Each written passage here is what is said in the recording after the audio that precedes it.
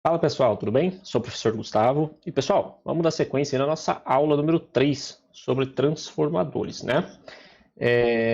Galera, já vou adiantar que a nossa aula hoje vai ser bem rápida, tá? Vai ser uma aula bem teórica, na verdade a gente não vai entrar em cálculo, em fórmula nem nada, porque é um conteúdo bastante denso, tá? É um conteúdo que a gente estuda mais a fundo lá na parte de engenharia, lá no ensino superior, tá? Então aqui no técnico não cabe tanto a nós entrar em detalhes, né, parte de cálculo e tudo mais, mas é interessante a gente saber, né, para poder compreender como é que os transformadores funcionam na vida real, tá? Então, vamos direto ao que interessa, né, que é a nossa aula de hoje. Então, aula passada nós vimos lá sobre os transformadores ideais, né? A gente viu que a gente pode representar um transformador de uma forma ideal, né, que são aqueles transformadores que não têm perdas. A gente desconsidera as perdas do nosso transformador. Então a gente consegue, com base nisso, simplificar quesito de cálculo, né? Então, para a gente estudar, a gente consegue analisar com maior facilidade a parte de relação de transformação, né? Relação de número de espiras, relação de tensão, relação de corrente, relação de impedância, enfim. Então, caso você não saiba do que eu esteja falando, pega a aula passada, tem aí no YouTube, veja com os colegas, tem no Classroom, né? Dá aquela perguntada, manda uma mensagem para assistir aquela aula, para você poder entender o que nós estamos falando aqui, beleza? Então, aula passada, nós vimos lá sobre o nosso transformador ideal, né? Nós também vimos a parte da razão de transformação de um transformador ideal, lembra lá? Que é aquela relação que mostra, né, a proporção entre espiras do primário e do secundário, a proporção da tensão do primário em relação à tensão do secundário e por aí por diante, né? Nós vimos lá a nossa razão de corrente, né? Então, para quanta corrente eu coloco no primário, quanto de corrente eu tenho no secundário. A gente viu que ela tem lá uma relação inversa, né?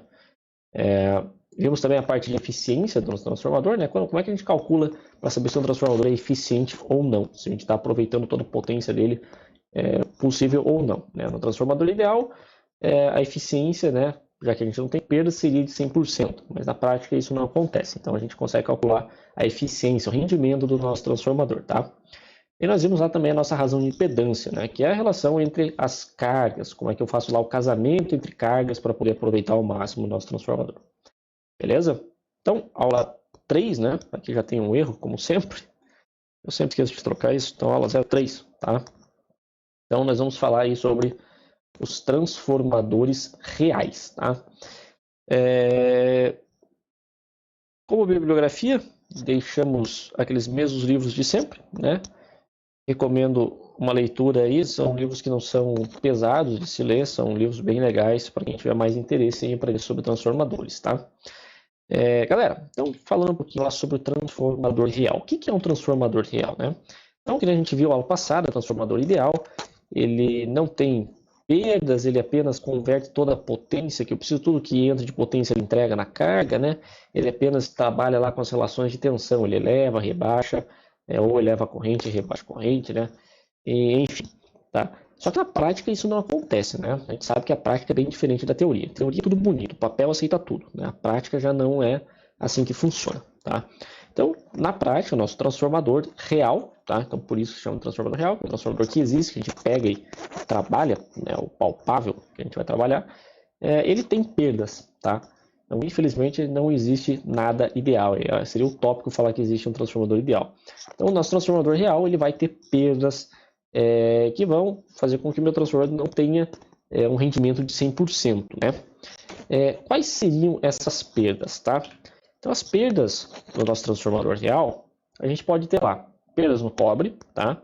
Perdas por correntes parasitas, a gente já falou um pouquinho sobre elas na aula passada. Temos lá perdas sobre histerese, tá? Que são as perdas no ferro, no núcleo, e temos perdas lá por fluxo de dispersão. Parece complicado, né, essas palavras, que são as palavras diferentes que a gente escuta, mas vocês vão ver que é bem simples o conceito delas, tá? Agora, se a gente for entrar em cálculo, aí sim o bicho pega, tá? Então, olhando cada uma delas lá. A nossa primeira tipo de perda seria as perdas no cobre. O que são as perdas no cobre? Bom, as perdas no cobre são perdas que eu tenho pelo aquecimento do enrolamento do meu transformador, tá? Então a gente sabe que o enrolamento do transformador é um fio de cobre enrolado no lado primário e um fio de cobre enrolado no lado secundário, né? Como todo mundo já sabe lá pela lei de Ohm, né? Pela segunda lei de Ohm, a gente tem uma relação lá do comprimento do cabo. Quanto maior o comprimento do nosso condutor, maior a resistência daquele cabo, né? E quando a gente passa energia elétrica por esse cabo, ele vai gerar um aquecimento, né? Então a gente vai ter lá perdas por efeito Joule. Então ele vai esquentar e vai sofrer com essas perdas, tá? Então esse é a primeira perda mais básica, mais simples que tem no transformador. São as perdas no cobre que a gente diz. Então são justamente essas perdas pelo aquecimento do enrolamento do transformador. Então eu tenho lá, dependendo do transformador, lá eu tenho 13.000, 14.000 voltas, né, em cada espira, né? A gente vai trabalhando de transformador trifásico, então é 3 vezes isso. Então a gente tem aí uma perda considerável, a gente pode acabar tendo perda considerável devido ao aquecimento, tá? Ah, mas professor, por que eu estou estudando isso? Por que eu estou vendo isso? Bom, é importante a gente saber que existem essas perdas por calor, né? Para que lá, quando a gente for construir um transformador, lá quando a gente for operar um transformador, a gente entenda por que existem aqueles elementos de refrigeração, né? Então, se esquenta, eu posso diminuir isso refrigerando. Então, vou ter lá os meus isolantes, né? Vou ter radiadores, né? Vou ter minhas aletas lá de refrigeração do transformador. Então, isso aqui envolve lá na frente os aspectos construtivos do transformador, na hora que a gente for construir na prática um transformador, tá? Bem, como é que eu vou calcular essas perdas aí? Essa aqui eu coloquei a forma porque é a mais simples de todas. Na verdade, ela é basicamente a mesma coisa que a gente calcula lá em circuitos elétricos, né? Então a gente calcula a potência lá com uma corrente que está circulando pela minha bobina do primário ou pela bobina do secundário ao quadrado vezes a nossa resistência, né? Então ela é proporcional ao quadrado da corrente em ambos os enrolamentos, tanto no primário quanto no secundário, tá?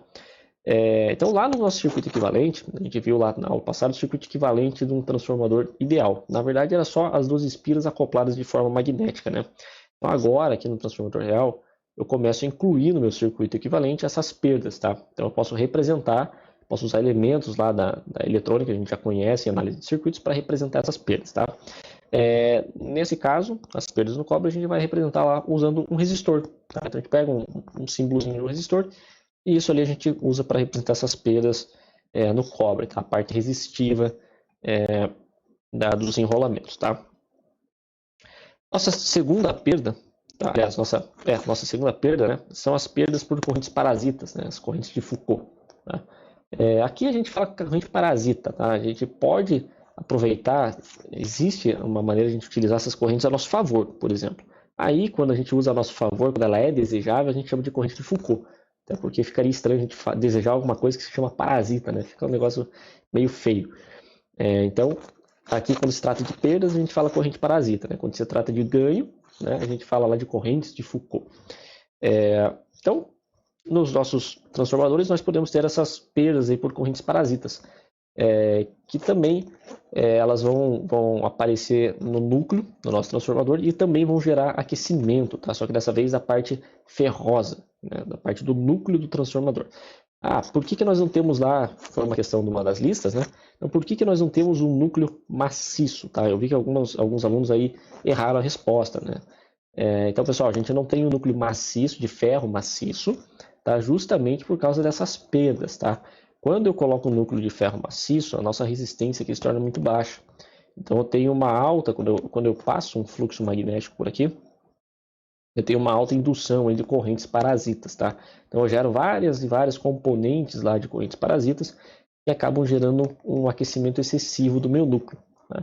E uma forma da gente contornar isso, a gente diminuir isso, ao invés de utilizar núcleo maciço, a gente usa chapas mais finas né, de material condutor lá de aço silício, né, para poder fabricar o nosso núcleo. Então essas chapinhas são isoladas, né, elas têm uma área um pouquinho menor, então é como se eu tratasse individualmente cada uma dessas chapas tivesse uma correntezinha parasita menor, tá? Então eu não tenho um único elemento com grandes correntes parasitas, eu tenho vários com várias correntinhas pequenas, tá? Então isso facilita na hora de eu diminuir as minhas perdas aí por correntes parasitas, tá?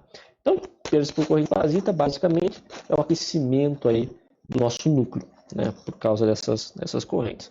Professor, você falou que essas correntes elas podem ser desejáveis, né? Às vezes eu posso querer utilizar as correntes de Foucault, mas onde é que eu uso isso? Tá? Então pega lá, por exemplo, o seu relógio medidor, né, da concessionária de energia, aqueles antigos que tinham um disco, né? Pega os mais novos, são digitais, né, são eletrônicos. Mas pega aqueles relógios da concessionária um pouco mais antigos, né? Ele tem aquele disquinho de metal que você olha lá, tá tudo ligado, geladeira, filho jogando videogame, mulher secando cabelo, máquina de lavar roupa em funcionamento, né? Televisão ligada, rádio ligado, né? tudo aceso. Aí você olha lá no relógio medidor, bate aquele desespero, que aquele disco está girando muito rápido, né? Como é que funciona? Como é que aquele disco gira? Por que aquele disco gira para medir energia? Ele gira justamente por causa dessas correntes de Foucault, né? Então os nossos condutores lá que vêm da concessionária vão passar por dentro do relógio medidor, eles têm uma característica mecânica ali dentro que uma característica mecânica que faz com que eu induza essas correntes naquele meu disco, e essas correntes, né, que são geradas dentro do disco, elas também produzim uma tensão induzida, uma força induzida, e fazem com que o nosso disco gire. É um tanto estranho, eu vou ver se acho um material aí bem legal para vocês verem. Bastante curioso o funcionamento dele, tá? Então, nesse caso, por exemplo, você tem aí um uso benéfico das correntes de Foucault, né? Então, é algo desejável. Lá na hora de fazer a medição, fazer o relógio medidor de energia funcionar, tá? Enfim, fica aí curiosidade para vocês, tá? Então, essas aí seriam as nossas perdas por correntes parasita. Então, as nossas próximas perdas dos nossos transformadores são as perdas por histerese, tá? Então, que são as perdas no ferro, que a gente chama. Então, as perdas por histerese, elas estão associadas lá à variação do campo, né, do campo magnético, do fluxo magnético no nosso núcleo. Então, histerese, na verdade, é isso, tá? Resumindo, tá? Falando de uma maneira bem enxuta. A histerese, ela vai ser lá o atraso entre o campo magnético e a indução magnética que eu tenho no nosso núcleo. Então, quando eu gero um campo magnético no nosso núcleo, ele vai gerar uma corrente, essa corrente vai gerar um outro campo magnético que se opõe àquele campo magnético inicial, e daí isso acaba induzindo de uma forma oposta, né? E acaba atrasando um pouco isso aí. Então ele não tem uma resposta imediata quando a gente liga o transformador. E ele faz uma curva lá característica que a gente chama de curva de histerese. Tá? Como eu falei, essa aula não vou entrar tanto em detalhe porque são assuntos um pouco mais complexos, tá? Mas eu vou deixar material para vocês aí de curiosidade, caso vocês queiram se aprofundar e entender um pouco mais sobre isso. Tá?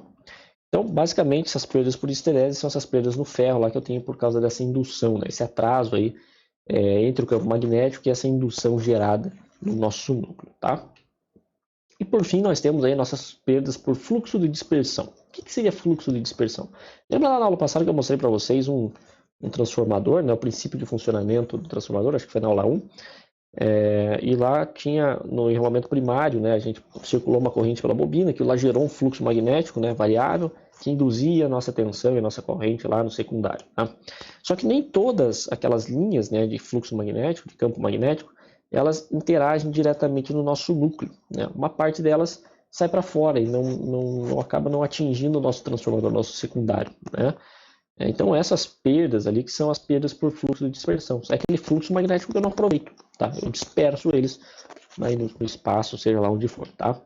Então, de maneira bonita, maneira bem escrita, então a gente tem lá que os fluxos, né, de dispersão do primário, fluxo, essa letra φ, letra grega φ representa fluxo, tá?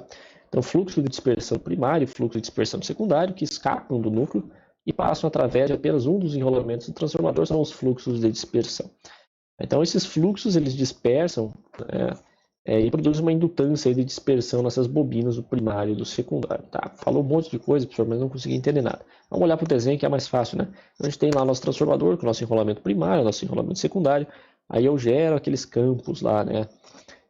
Gero aquele campo magnético que vai induzir, fazer a indução lá no meu secundário. Tá? Então percebo que nem todas essas linhas estão passando pelo nosso secundário. Né? Algumas estão para lá do secundário, digamos assim, e outras estão para outra direção. Então essas são justamente as linhas aí de fluxo de dispersão, né? São as linhas de fluxo dispersas que eu não estou aproveitando. Eu poderia aproveitar e não estou aproveitando. Tem uma maneira de contornar isso, professor? Tem, tá? Lá na nossa lista 2 também eu coloquei uma questão para vocês, relacionando lá as duas maneiras de a gente construir um transformador, né? Assim, duas formas de construir um transformador.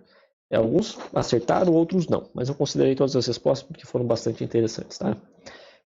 Mas a gente pode ter basicamente dois tipos de núcleo aí no nosso transformador, tá?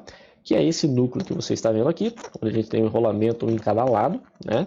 E a gente pode ter, na verdade, o que a gente chama, ele vai parecer uma letra H, tá?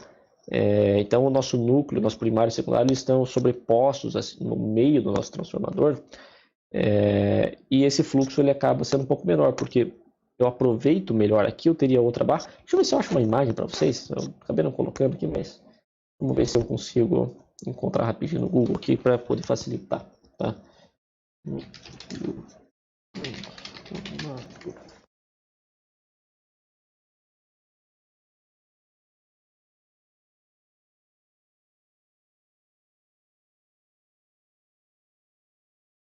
Só um minutinho, tá, pessoal? Alguém precisa, a gente não acha nada.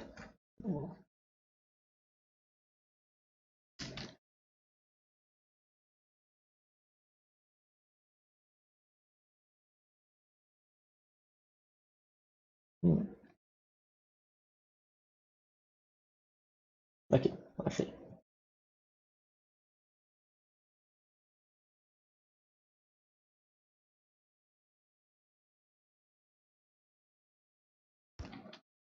Aqui, abrir a edição do nosso slide rapidinho, só para mostrar para vocês, tá? Vou criar um novo slide aqui, ó. Totalmente no improviso, tá? Criar um novo slide em branco. Então é esse cara aqui, tá? Então a gente tem esse cara e nós temos também, o que nós estamos representando em nossa imagem, é esse cara aqui, ó. A imagem tá mais bonita. Opa, ficou extremamente, absurdamente grande. Então vamos colocar esses dois núcleos, tá? Então, pessoal, essas são as duas formas aí que a gente tem de construir o nosso núcleo do transformador, tá? Como que é o nome desses dois núcleos? Tá? Então, nós temos aí o nosso núcleo envolvido e nós temos o nosso núcleo envolvente, tá? Qual que é a diferença básica deles? Aqui, né, nesse tipo de núcleo, a gente tem lá o nosso enrolamento primário de um lado e nós temos lá o nosso enrolamento secundário do outro. O que acaba gerando lá justamente aquelas perdas por dispersão em excesso, né? Porque apenas, digamos lá, metade daquele fluxo está sendo induzido lá no secundário, tá? Sendo aproveitado lá no secundário. Quando a gente tem lá essa outra forma de construção de núcleo, tá? Que é o núcleo envolvente, percebe que o nosso enrolamento primário e secundário está bem no centro do nosso núcleo, tá? Então a gente cria essas duas abas aqui, né? Uma para a direita e uma para a esquerda, que aproveita melhor esse fluxo aí. Então, se a gente for pegar, na verdade, isso aqui, ó, vamos tentar pegar essas imagens aqui, essas linhas de fluxo. Não, desculpa fazer no improviso aí, mas é que me surgiu agora essa ideia aqui. E acho que vale a pena a gente perder um tempinho fazendo, tá? Então perceba, né, vamos copiar isso aqui também para cá. Olha a bagunça que o professor está fazendo. Vamos diminuir isso aqui para cá, ó. Tá? Então perceba aqui, ó. Perceba lá que no nosso núcleo mais simples, tá? Então a gente tem aí essas linhas que nem eu falei. Deixa eu só achar minha câmera. Temos aí essas linhas saindo aqui, né? Que estão sendo perdidas. E quando a gente coloca nessa forma de construção, perceba que essas linhas que sairiam, na verdade, elas envolvem o próprio núcleo. Então eu aproveito essas linhas no meu núcleo para poder aumentar justamente a interação magnética do núcleo, tá? Então perceba que eu posso ter duas formas de construir o núcleo e uma delas me permite que eu tenha menos perdas aí por dispersão de fluxo magnético, tá? Então, na verdade, isso aqui fica como curiosidade para vocês também e dar uma pesquisada a respeito disso, tá? Então, lá na questão que eu coloquei, né, quais são os dois tipos de núcleos, né, que existem, que podem ser construídos, era sobre isso que eu estava me referindo, tá? Então, o nosso núcleo envolvido e o nosso núcleo envolvente, beleza? Então, era isso aí que eu queria me referir. Pessoal, então agora voltando aí ao nosso slide, né? Então nós podemos ter aí um circuito equivalente do nosso transformador real, tá?